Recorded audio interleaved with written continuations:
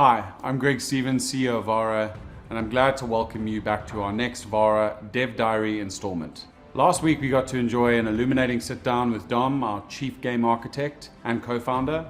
We covered a fair bit of ground, especially in the realm of what we've been achieving on the Layer 2 Lightning Network and our foray into esports through our first playable iteration of the Starvara universe, the Space Battle Royale.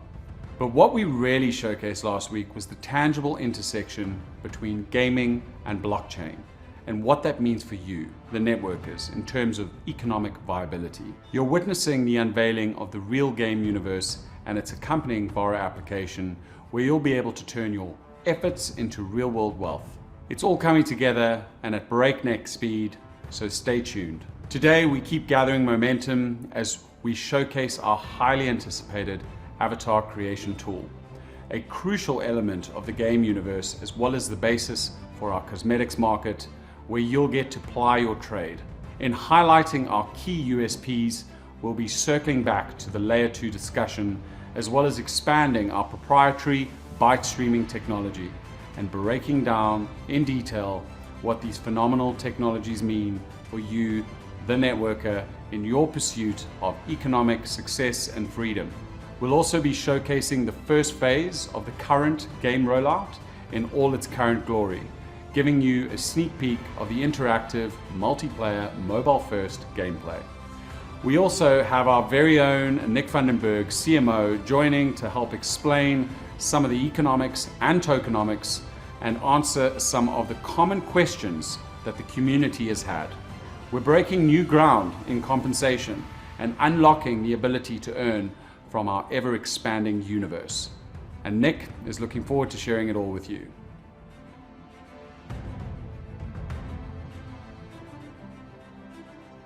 Welcome back, Dom. Long time no see. Second part edition, week 2 of our Dev Diaries. It's good to be here.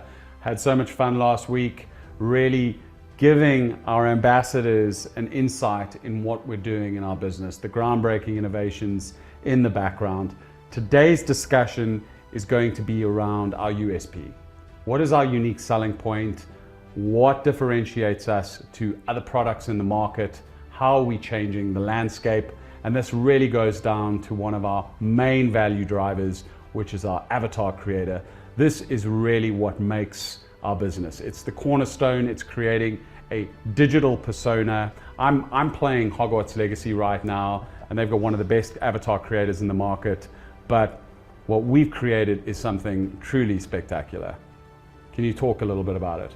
Very excited to show it off. Avatar creators are very near and dear to my heart because, I think anyone who's played video games, anyone who's been in the space understands that, being able to project yourself into a game is incredibly important. It's the reason why Link from Legend of Zelda was always a mute protagonist. I think it's formed a lot of the thinking around, video gaming in general. And this week we've done quite a monumental task in the sense that we've moved our character creator, which was originally designed for PS5, into a mobile form factor following our mobile first approach.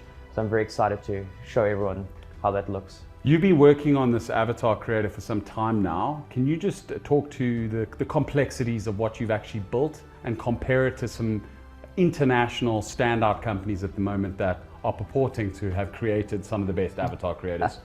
Of course. I'm sure everyone understands that manipulating 3D models is very difficult, and trying to provide people with a sense of customization that gets deep enough that, you as an individual can express yourself. I think we all remember the early avatar creators of The Sims, where you were creating very kind of like doll-esque characters, and how that's evolved forward.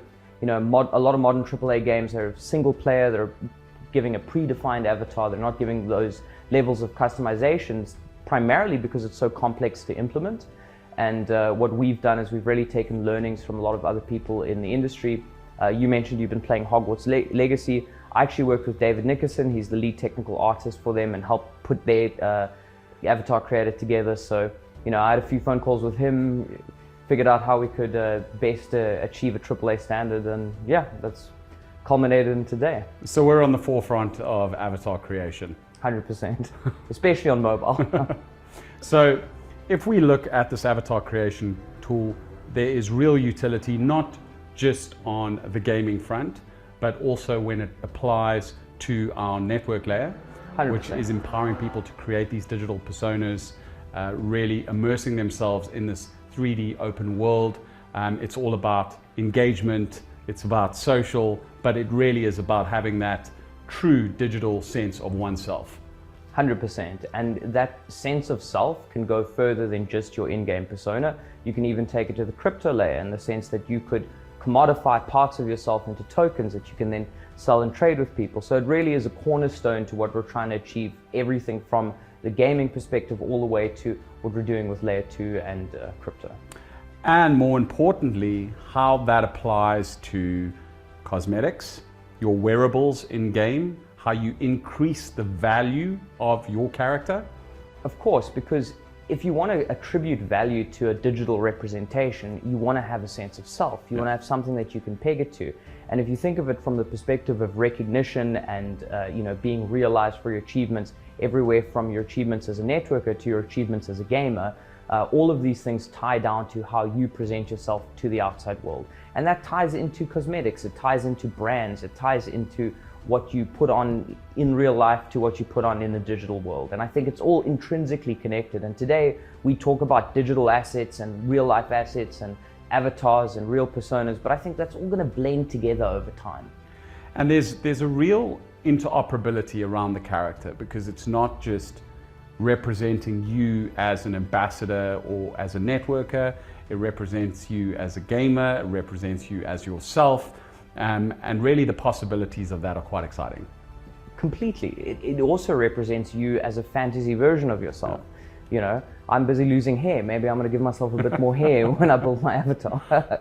That's really exciting. So I would say that this is one of our key unique selling points.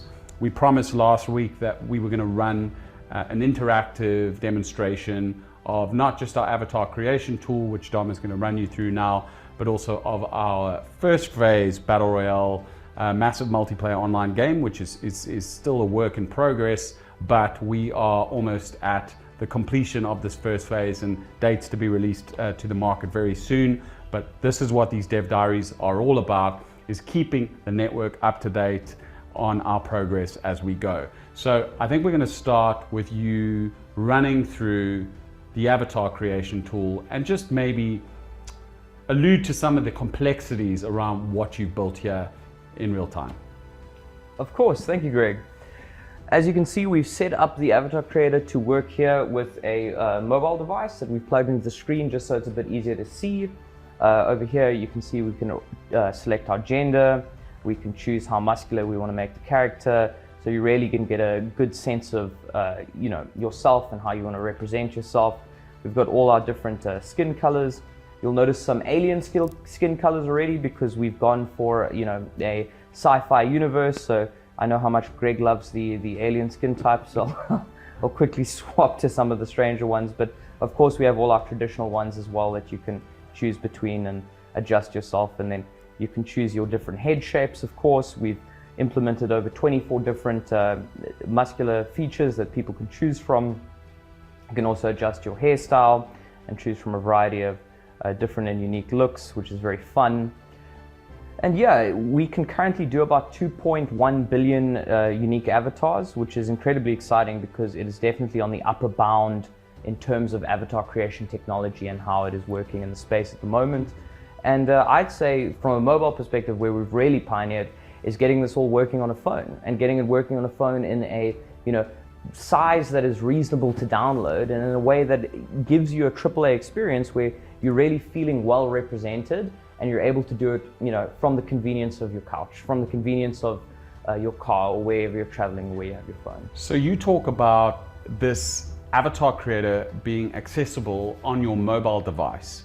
So take us through the user experience, how one would set up their avatar on their mobile, and how that applies to our game. Of course, so effectively you'll download the app, install it as usual, go into the app, you'll have your dashboard, your wallet, all your various features you can access. You'll be able to jump into the game mode where we'll be downloading the majority of the game files separately, just so people can have the convenience of activating their wallets beforehand and registering their accounts. And once that's all ready, you jump in there, first thing you'll be prompted for is choose a username, go in there, start designing your character, be able to select hairstyle, skin colors, muscularity, what your guy looks like, set it all up. Once you've done that, you'll be dropped into the Starvara space station where you will see everyone else who's online at that point. They'll all be walking around the space station. It's a big social zone. You'll be able to talk to them, add them as friends, and then they'll be able to see what you look like and you'll be able to see what they do. And hopefully we'll have billions of different unique avatars. So that's so cool. So not only will this be your avatar in-game, but as a networker, as an ambassador of the business, this will be your digital version of yourself. That is so cool. And I take it one step further, saying that as the VARA platform grows, this digital representation of yourself in avatar form can be applied to other games. So Starvara is very much the first part of this. And that's really where the interoperability comes in. 100%. Amazing, amazing stuff. Very excited about what you've built here, Dom. We're right at the forefront. It's really, really cool. So Dom, let's now look at our second main USP, which is really the value driver of this whole business and the glue that's going to tie everything together, and that's the layer 2 innovation. We're going to do a small recap, but really how that applies to the gaming ecosystem and how we really are changing things in this very exciting space. Can you just elaborate a little bit on that? Yeah, so the biggest way that layer 2 is changing the gaming ecosystem, especially with the Starvara product, is that every single in-game asset that you have can be tokenized and can be digital.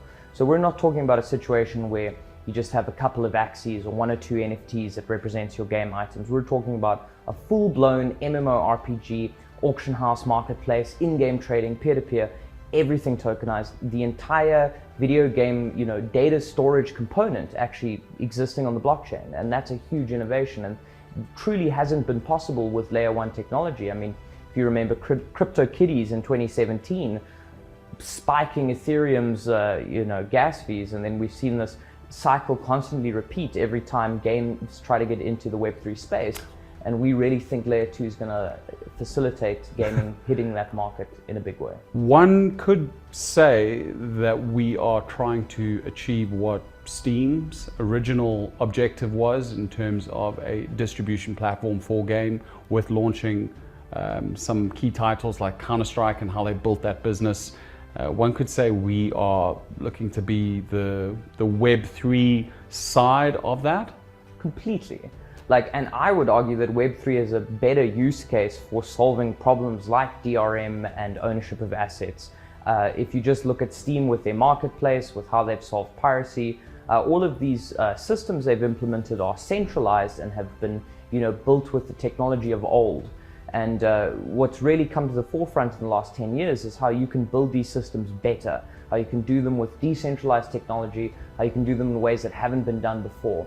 So I'd very much say that one of our goals is to become the Steam of the crypto market. So now, before we get to the interactive part of our discussion, where we're going to go and play the game, show the first phase of our Battle Royale, I want to talk to BRC20, this new token standard that was launched on layer 1 Bitcoin, has seen incredible adoption and success over the last few weeks and then saw a huge dip.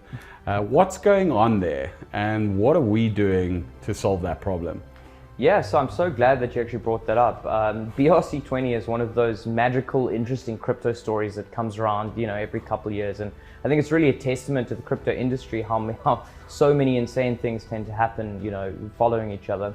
But essentially, just to fill everyone in, BRC20 is this new token standard on the Bitcoin blockchain that has utilized ordinals, which are Bitcoin's NFTs, where they've been inscribing JavaScript commands into the ordinals and using that to effectively create a semi-smart contract, semi-token platform.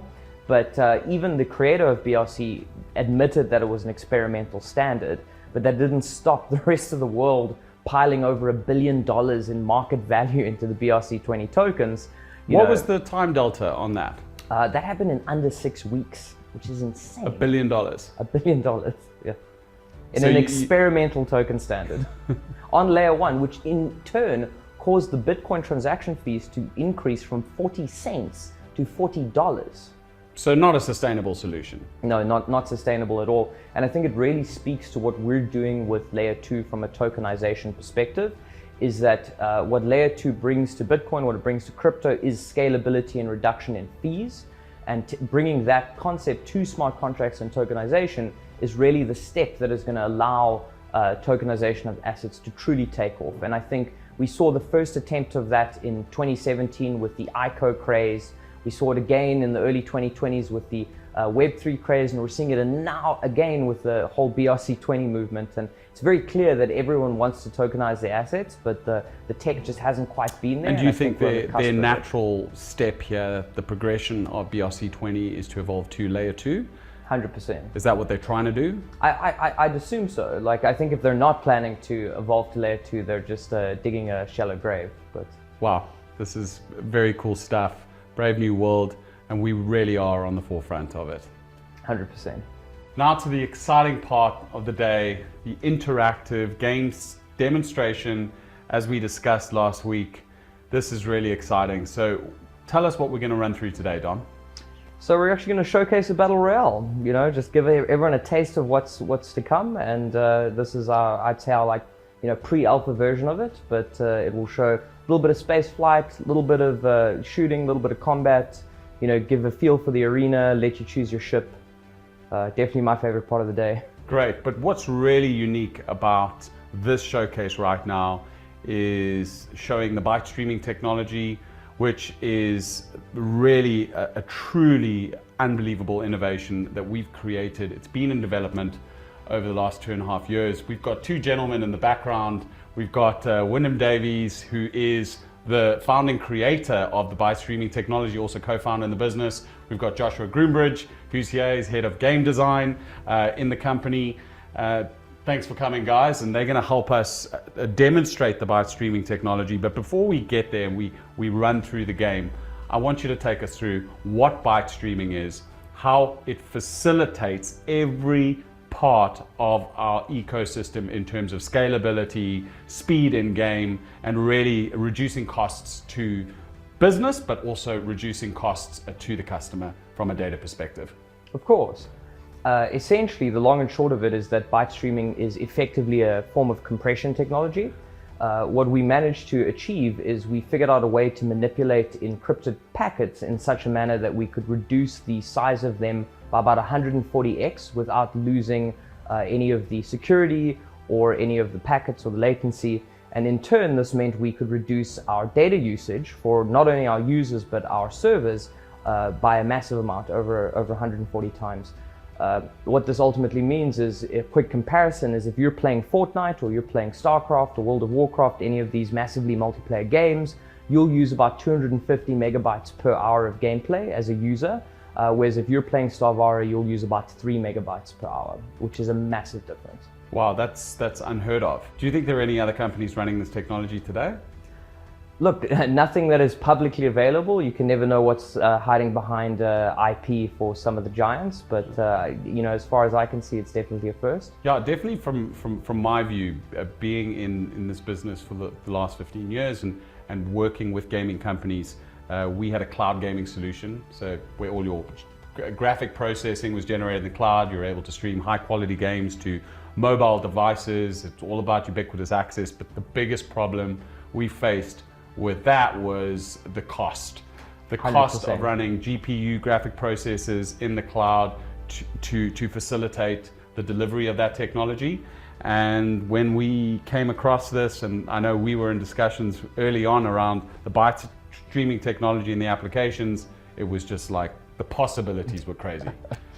100%. And it was one of these things where it's like we didn't really understand entirely how much we could do with it until we started really utilizing it. And also the 2.5 years of dev really was quintessential to getting it to the point where it is today, because I'd say only byte streaming in its iteration now is able to achieve these massive savings. And it really helps us build out this multiverse dream of having hundreds of solar systems, having millions of networkers, gamers, ambassadors of the business connecting in an open world concurrently. 100%. I mean, if you just think of it from a pure mathematical perspective, if you're able to host data at hundreds of times less, that also means at a competitive price, we can serve thousands more players simultaneously, and open up things such as 1,000-person tournaments or insane ideas that haven't yet been tested. That's crazy from an esports perspective. Great, Dom. Now let's get to business. This is an interactive demonstration to showcase the progress thus far in the game. We're getting closer to that release date of the Battle Royale. Now what we're going to do, well, can you just walk us through what we're going to showcase here today? Of course. So essentially we're going to showcase a little 4-person battle between us. We've got 4 different ships to choose from. These are the same ships that would be cosmetics and skins that you'll find in your loot boxes that you can trade. We've got you and I who'll be playing on PlayStation 5, and then we've got Josh and Win here who'll be playing on Android. And what's quite fun is we'll all be connecting with each other, which also showcases our cross-platform functionality. So this is really the third pillar of our unique selling point. It's byte streaming and cross-platform functionality, connecting players in real time, leveraging our backend. 100%. Okay, great. Let's get started. Yeah, let's jump into it. So you want to just talk us through as you go what the process is. We're going to log into the game. I'm going to choose a Viper attack. Yeah, so I'm just going to grab the shadow attack over here, and yeah, we can have. So we'll just start here next to each other. I'll fly off in the direction, and we've got Josh and Win on screen as well, who will start to be able to see. And I can start shooting with R1 on the PS5. So this is real time? Yes, all of this is real time, simultaneously synced. At 3 megabytes an hour? At 3 megabytes an hour. That's crazy. So in a Battle Royale format, you could have thousands of players on various instances competing concurrently at that rate. 100%. And they'll all be able to simultaneously play with each other, see each other, shoot each other. And we can also extend that functionality further from the perspective of socializing and networking. When you're in the space station, you'll be able to add people to your friends list and chat to various individuals and trade with them, trade tokens with them, all sorts of bells and whistles that are enabled by the byte streaming tech. How many ships do we have in focus here? So right now we've got 4 ships in game. For the launch, we're looking to have 6 unique models, but it's important to note that each ship will have multiple skins and different iterations that can be traded and used to differentiate from each other. And this will be, you essentially to be spawned in this environment, you have to go through the space station. That's the first phase. After your avatar creation, then you're able to choose your ship and enter into the Battle Royale. 100%. So effectively you'll log into the space station, create your avatar, walk around, socialize. There'll be a zone where you can opt into the Battle Royale, in which case it'll put you in a lobby where it'll construct a match where it'll get about 100 players together.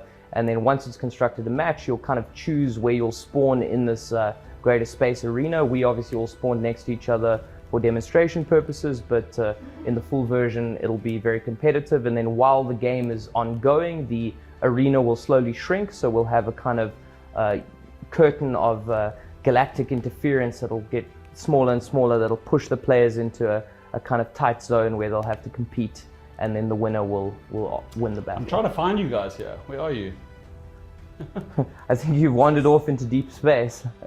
I'm over here shooting Josh. Whoop, I think I just killed him. Cool, and over here you can actually see one of our black gates, these are the large structures that'll connect different solar systems together in the MMO. So once we open up the space station to the first solar system, players will then be able to find these black gates and use them to connect to different solar systems, which will open up trade routes over time. Great, so let's recap on that. So mobile strategy first, space station, that's where you create your avatar. You're then able to access the Battle Royale through this MMO layer, connect with other players online, compete in these amazing tournaments. And then as we phase this game out, you're using those warp gates to access other parts of the solar system. Then we get into PvP, then we get into planet quests, 100%. Then we start exploring the universe, and that's where it really starts to become the broad ambition of this multiverse. Big time.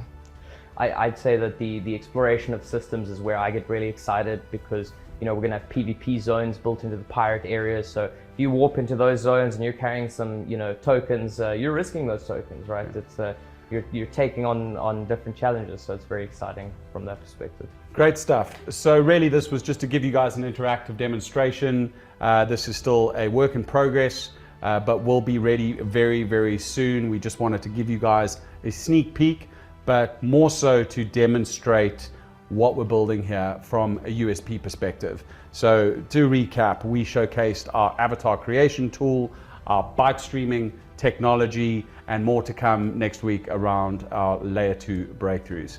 Thank you for joining us today. Thanks Win, thanks Josh, and thank you Dom. Thanks everyone.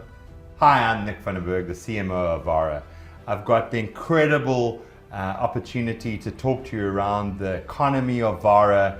It's going to be an in-depth discussion in terms of how all of these various earning components come together in our space exploration MMORPG, as well as talking to you, the network, in how you're able to earn from our compensation plan and all the various elements within the ecosystem. I've got Dom here on my left-hand side, and we're going to unpack this incredible economy.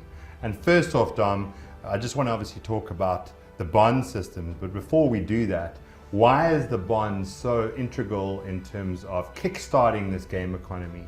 It really is the driving force that fuels the VARA token, as well as all the other aspects of the game itself. So over to you, Dom, if you just tell the network as to how you created the bond system and what it means in terms of the fuel for the economy. Of course. So essentially the bond system comes from a lot of personal learnings and experience, but it also comes from analyzing a good 2 decades worth of game design history and how various MMOs have monetized over the years. And then what we kind of did is we took all of those learnings and we modernized it with a crypto layer. So to expand on that, effectively you can think of MMORPGs and video games that had subscriptions. Everyone understands the subscription model. World of Warcraft, RuneScape, these were the first companies to innovate and create a bond, which is essentially a tradable subscription. The second you make a tradable subscription, you essentially have created a play-to-earn economy. Because the moment that it occurs, anyone who's in the game playing can now trade their in-game items for this bond, which has a set value, and in turn realize real value. And I mean, I've been playing quite a number of these other style of games, and typically you are around the $6.50 mark. I mean, that was key to your thinking in terms of keeping that price at that point. What went into establishing that price, and why is it important to keep it as a fixed price so that people understand that this is the price of that subscription into the ecosystem? Yeah, so we came to the $6.99 number by looking at actually Netflix for starters. We noticed they were very appealing in the early days. I'm sure everyone remembers the $5 Netflix subscription, then the $6 Netflix subscription, and it's significantly less appealing at the $15 mark. It's very fascinating how those psychological barriers take place. And we looked at our competitors. So we saw RuneScape were doing a $15, $16 bond. World of Warcraft is doing a $16 bond, and Final Fantasy 14, they actually do a $20 bond. Wow. So we came in with the intention of doing a $10 bond after gaming platforms have taken their fee. So to direct to a crypto consumer at $6.99. This is because Steam, Apple, Epic Store, they all take a 30% platform fee. So Dom, I mean, the $6.99 price point is not just a price point that fuels this economy. There's actually something really unique about this in how it's actually driving and fueling our economy. So for the folks on the other end of the Zoom call, it's really around how they're able to earn from this game economy. And you've come up with a really ingenious way of being able to leverage the bond, the price itself, fueling this economy through that onboarding, and really driving the pools that we've allocated to the earning layer. Are you able to unpack that, please, for us? Yes, of course. The bond is effectively tied, it ties the success of the game directly into our tokenomics in 2 main ways. So the first way is with regard to our founders token, where effectively we're rewarding all founders, where $2 of the $6.99 in revenue is dedicated to the founders and is distributed proportionately to how much founders tokens multiplied by how many VARA tokens they have at stake. And the other main way that the bond contributes to the economy is a third dollar of the revenue is dedicated to buying back and burning VARA tokens, which will create a deflationary effect on the VARA token. There you have it, folks, just so that that lands. It's a very important point.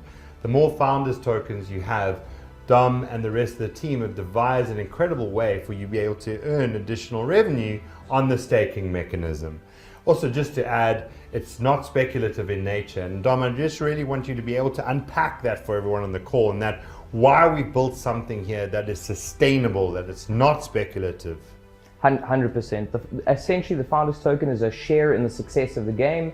You're not running foul of this crypto speculation rug pull environment where people are having people buy into tokens that they say will one day be worth a huge amount of money, and they don't necessarily explain why. What we're doing here is we're saying, hey, we're making a video game, we're making a multiverse, we're making a platform, and we want you to share in our success. And if you support us early on, we're allowing you to share in the success through this mechanism. There you have it, folks. We've created this incredible economy that's not speculative in nature. I love the fact that we've got these gamers driving the economy, and the network layer is able to earn from that game economy. It's very unique. It's offering something that's going to really set us apart from all the other opportunities that are out there in the marketplace. Yeah, and if I could interject, I'd say the gaming economy really feeds the crypto economy, and the crypto economy really feeds the gaming economy, and the kind of networking distribution also kind of supercharges that whole effect. So it's really these three different, interfaces are helping each other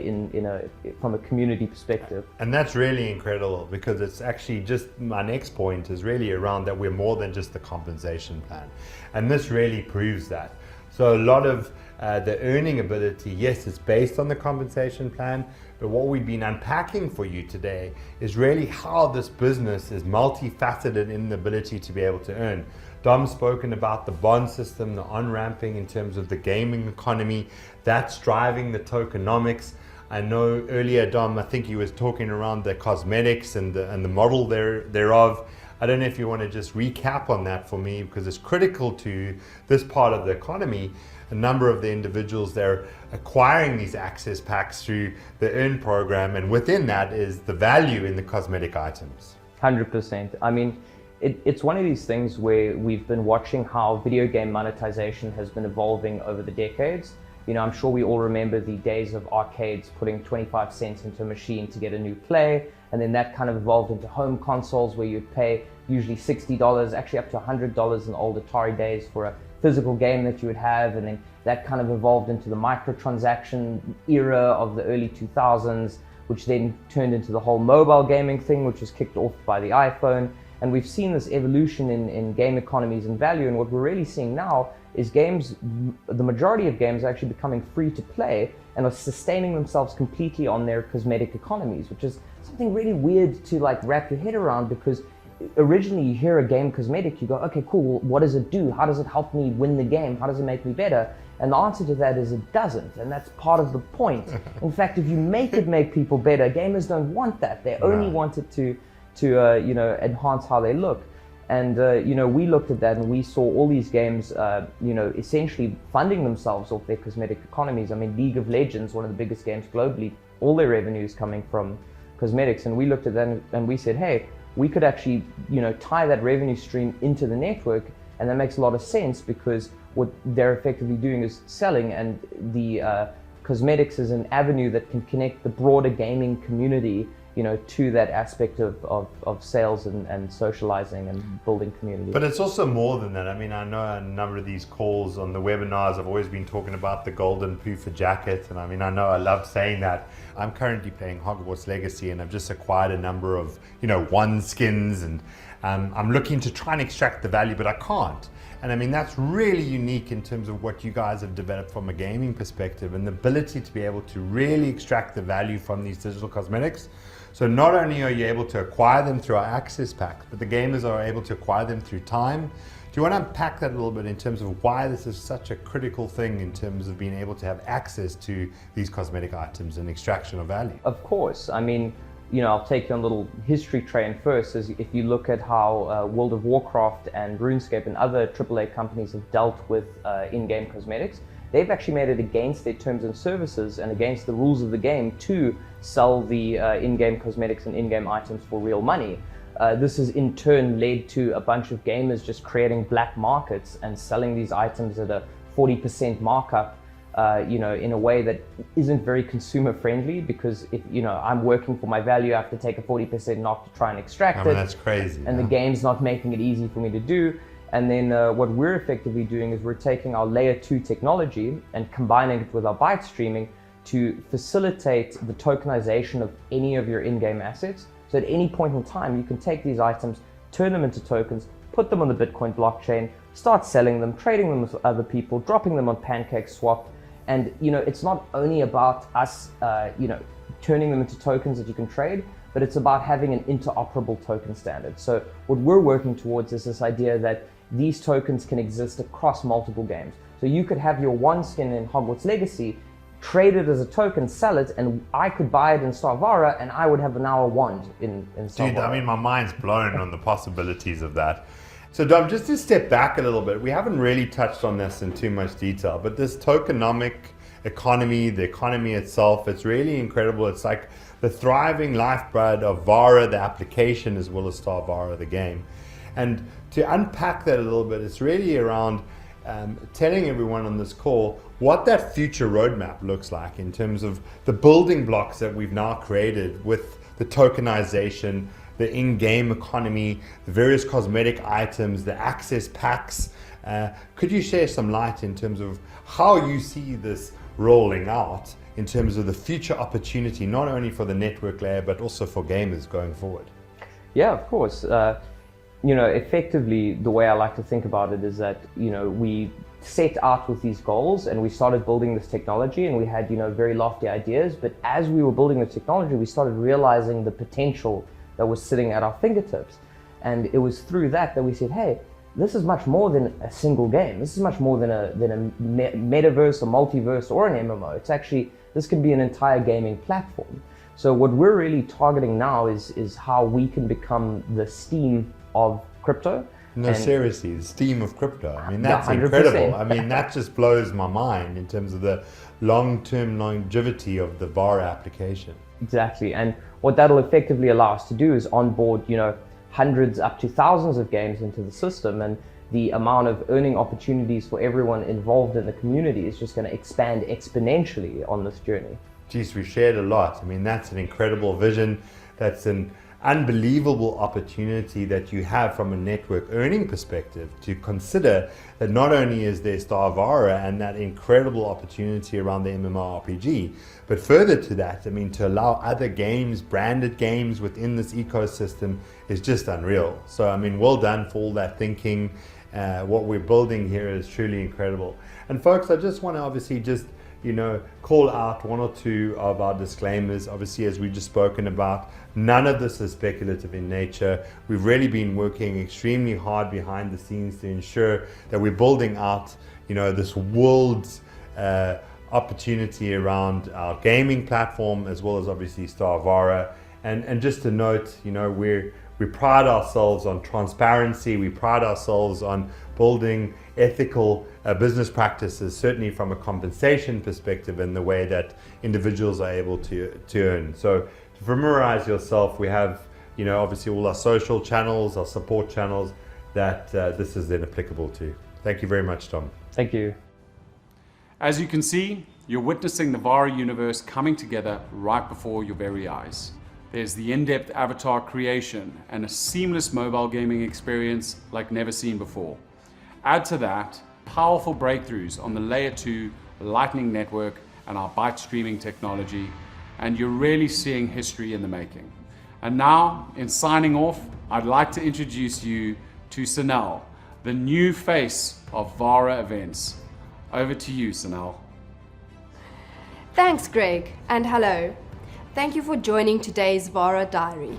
What an incredible journey we've had today as we get to experience the voyage of the VARA future.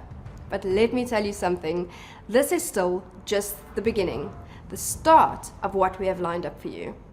So remember that we will be giving you weekly updates and you won't want to miss a single moment. So here is your personal invitation to join me and get in on the action. The upcoming events will be nothing short of spectacular, where we open up this exclusive world of endless possibilities. I will introduce you to an epic gaming experience second to none, and also enable you to build your own business empire alongside it. So, mark your calendars, set your reminders, switch on those notifications and keep coming back for more. This is your opportunity to be at the forefront of something truly out of this world. On that note, do not miss out on next week's grand showcase, where we will give you all the VARA updates as well as our product roadmap. It is going to be a big one. Friday the 26th of May. See you there.